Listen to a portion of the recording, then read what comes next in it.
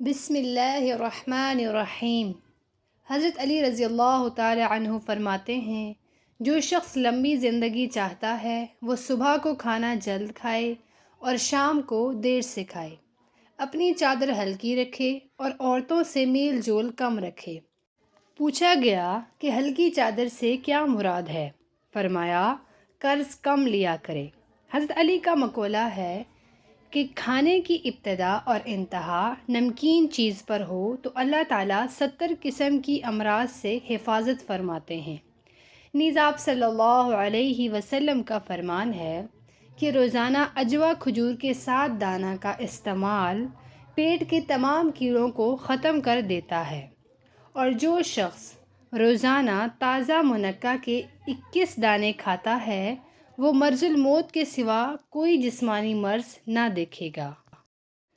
اور کہتے ہیں کہ گوشت کھانے سے گوشت پیدا ہوتا ہے، اور سرید عرب کا مرغوب کھانا ہے، اور گائے کا گوشت بیماری ہے، اس کا دودھ شفا ہے، اس کا گھی دوا ہے، اور اس کی چربی سے اس کے بقدر بیماری کا اخراج ہوتا ہے، اور مچھلی بدن کو پگھلاتی ہے۔ کہتے ہیں کہ خوشبو دماغی قوت کو بڑھاتی ہے اور بینائی کی کمی کو دور کرتی ہے، تاہم کثرت استعمال پسندیدہ نہیں کہ اس سے خشکی پیدا ہوتی ہے۔ البتہ کافور اور گلاب ایسے نہیں، اور کہتے ہیں کہ گلاب بڑھاپا لاتا ہے۔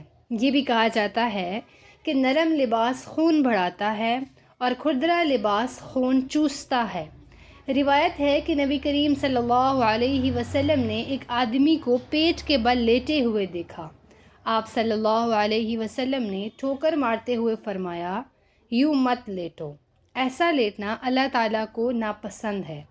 اور اگر کوئی شخص خوب پیٹ بھرنے کی وجہ سے تکلیف کا خطرہ محسوس کرتا ہے تو پیٹ کے نیچے تکیہ رکھ کر لیٹ جانے میں حرج نہیں کہ یہ معذور ہے اور بوقت ضرورت گنجائش نکل ہی آتی ہے۔ تاہم ایسے شخص کو اتنا زیادہ کھانے پر توبہ کرنی چاہیے۔ کہتے ہیں کہ کھانے سے پہلے ٹھنڈا پانی پینا معدہ کی حرارت کو کم کرتا ہے، اور کھانے کے بعد پانی پینا معدہ کو گرم اور بدن کو موٹا کرتا ہے۔ اور کوئی پھل مثلاً سیب، زرد، آلو، انگور، منقع وغیرہ کھانے کے بعد پانی نہ پینا چاہیے، اس سے معدہ میں فساد پیدا ہوتا ہے۔ بہتر یہ ہے کہ جو کچھ بھی کھایا جائے اس کے 1-2 گھنٹے بعد پانی پیا جائے، اس سے مضرت کا اندیشہ کم ہو جاتا ہے۔